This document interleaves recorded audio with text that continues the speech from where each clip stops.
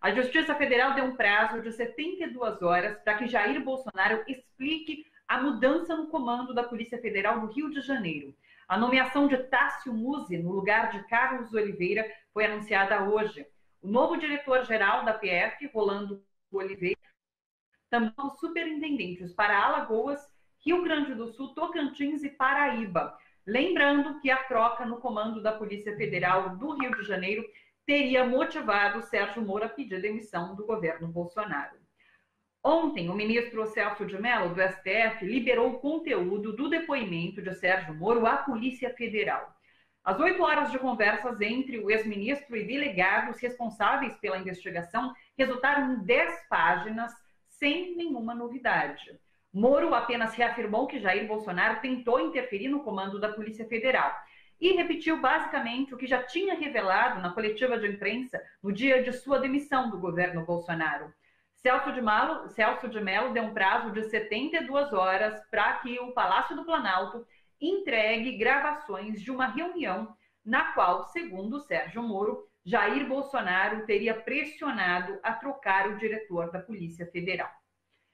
Indicados do Centrão começam a assumir cargos no governo Bolsonaro.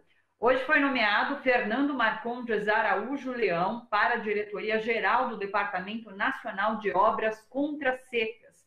Leão foi indicado pelo grupo de deputados do Centrão. Você está vendo aí essa indicação. Para apoiar Bolsonaro no Congresso, o Centrão estaria negociando o cargo também do secretário de Vigilância em Saúde. Ontem, na coletiva diária do Ministério da Saúde, Wanderson Oliveira, que ocupa esse cargo, foi questionado sobre essa barganha. Vamos ver.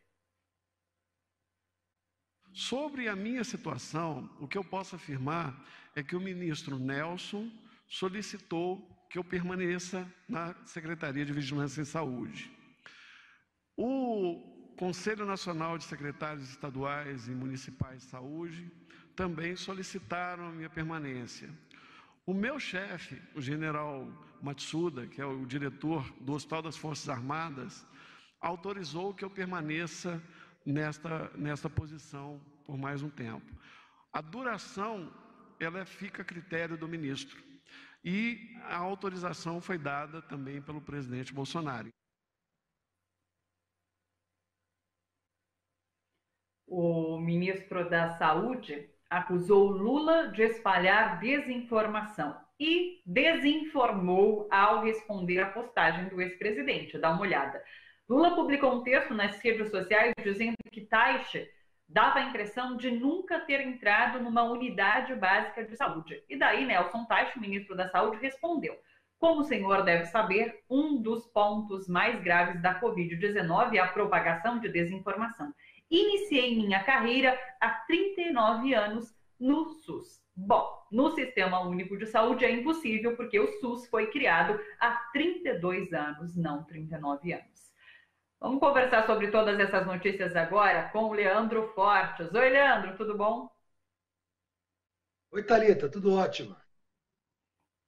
Leandro, vamos começar falando sobre esse depoimento de Sérgio Moro. É interessante que Sérgio Moro não fala em crime, mesmo porque se comentasse sobre crimes, ele estaria cometendo prevaricação, né? Porque na função de ministro também não denunciou prováveis crimes. Então, eu queria saber o que você achou desse depoimento de Sérgio Moro.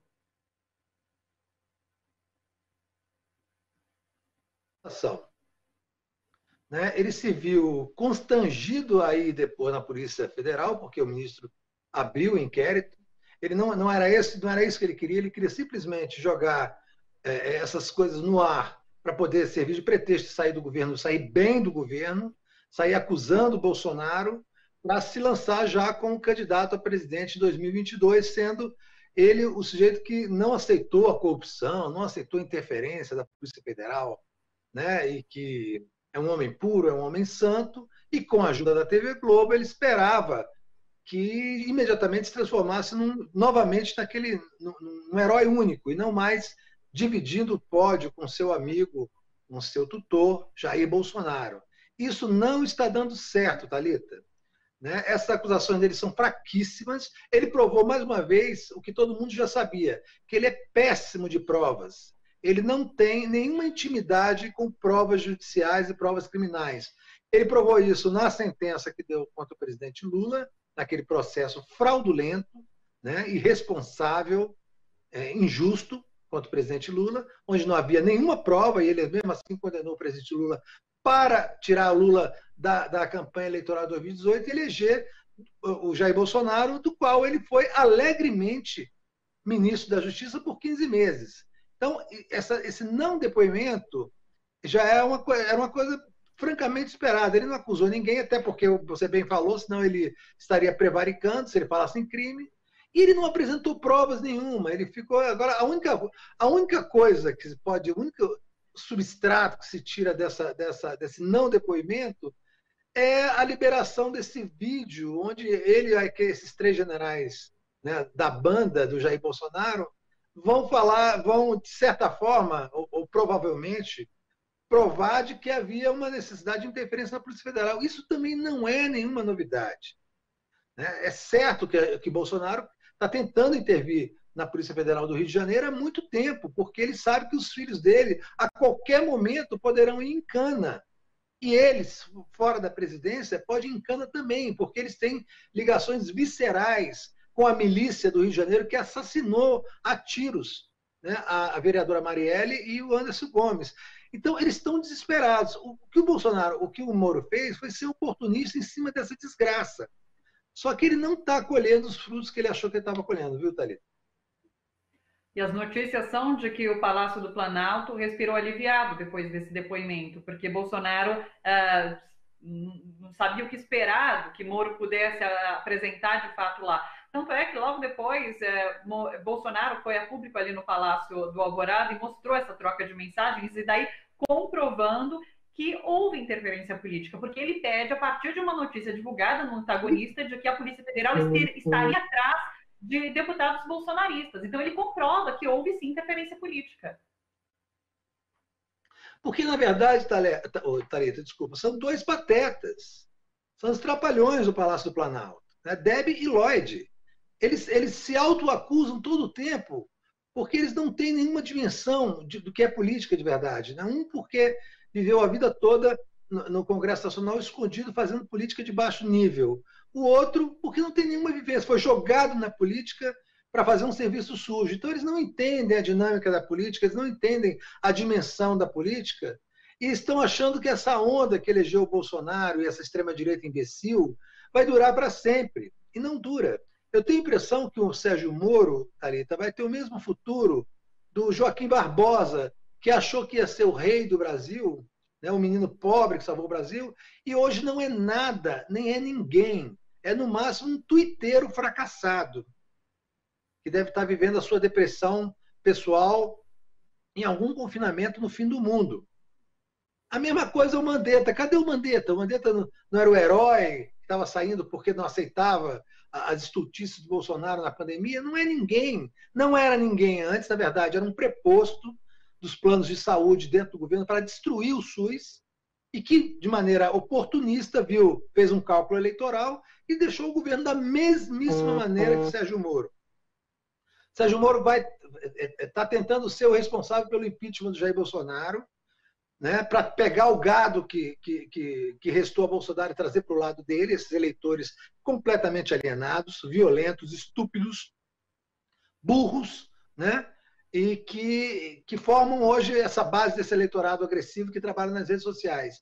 Isso não está dando certo e eu tenho a impressão que só vai piorar daqui para frente.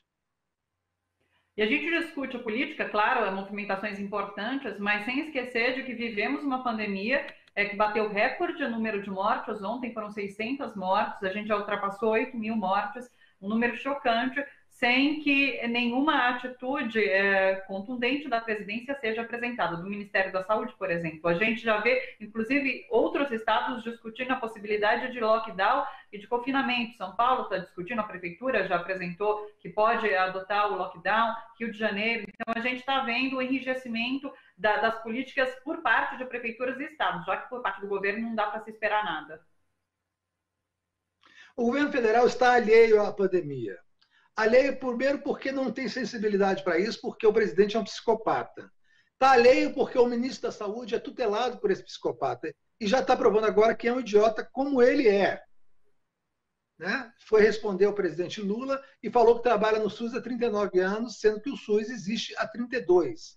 Quer dizer, o sujeito não tem ideia nem do tempo de carreira dele. Ele não sabe nem onde ele trabalhou. Ele tem um aspecto doentio, sinistro, que se coaduna perfeitamente com o que ele fala. Ele não fala nada com nada.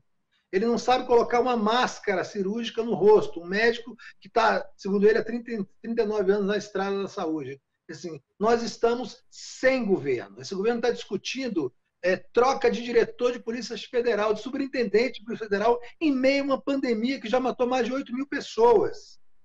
E que vai matar muito mais. Então, o que nos resta, Thalita, são os governadores e os prefeitos, aqueles que tomam as atitudes corretas, porque esse governo não vai nos salvar. Leandro, sempre bom conversar com você. Obrigada, se cuida e até uma próxima. Beijo. Obrigado, se cuida aí, boa sorte para todos.